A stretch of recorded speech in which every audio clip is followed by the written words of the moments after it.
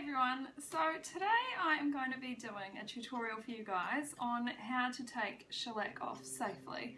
Now some of you might not know me, I am Lexi and I am the girl that does the nails for Noosa Nail Art, and nice to meet you all, I suppose.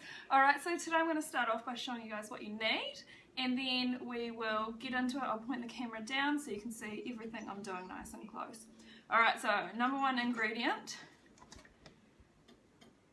acetone. You don't need to have big huge industrial bottle like me. You can get little tiny bottles from the chemist. Pretty much everything that I'm using you can get from the pharmacy or the chemist. Like everything should be less than $10, and then once you've got it for good. So acetone, 100% pure acetone. It can't be acetone based nail polish remover, 100% pure acetone. Next main ingredient, cotton balls. You don't need many. You can use cotton pads as well if you want to, but I normally use cotton balls and I rip them up into little pieces. One cotton ball does one hand, so I split it up into 5 pieces. Next, tin foil or aluminum foil, anything. I normally have it in a big gigantic industrial one, but a little tiny one from the supermarket is fine. Different nail files, nice fine grit, and buffer, or a nice fine block file, and also a buffer as well if you're not going to put polish on straight afterwards. A cuticle pusher. Some of you probably haven't seen one of these before, but you can also just use an orange wood stick from the chemist. And also I normally just have a little bit of cuticle oil for afterwards, and paper towels always come in handy. So I'm going to get into it and I'll point the camera down and then I'll show you guys how to take it off nice and easy. So the first thing I like to do is get everything ready, grab my tin foil and rip it into 10 pieces. I would say that they're around, I don't know, 10 by 10 centimeters square. Once you've ripped all of those up, you start ripping up your little cotton balls. So if you didn't know, cotton balls are actually a strip. So if you unravel them, it makes it a lot easier to rip them to pieces. Next thing I'm going to grab is my little soft grit nail file, and I'm just going to roughen up the top of my nails. If you get them a little bit rougher, it just helps the acetone to absorb into the polish a little bit better so it comes off easier. The main thing you want to remember though is just make sure you don't go too hard. You don't want to be getting onto your natural nail, just roughening up the top of the nail polish. So now I'm going to grab my acetone and we're going to dip our little pieces of cotton ball into the acetone.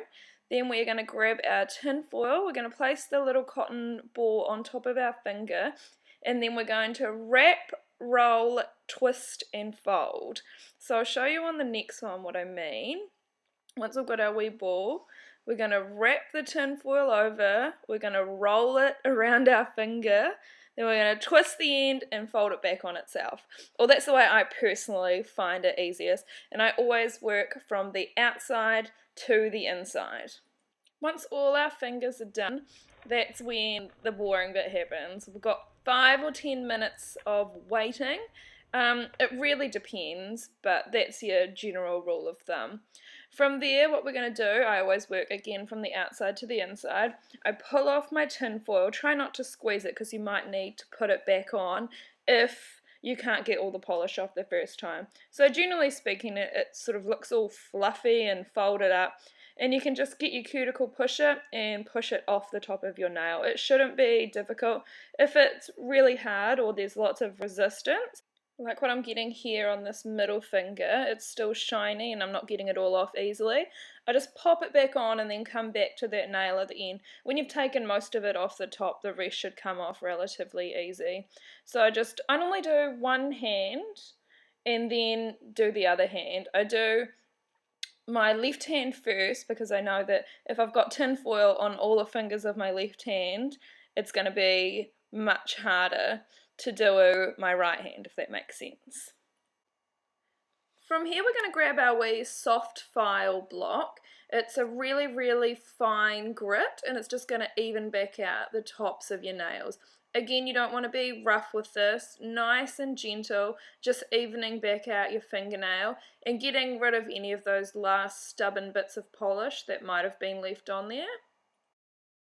So by the time you get to your last pinky nail, all your fingers should be nice and even, no ridges, no bumps, they should be relatively smooth with a little bit of texture, if that makes sense.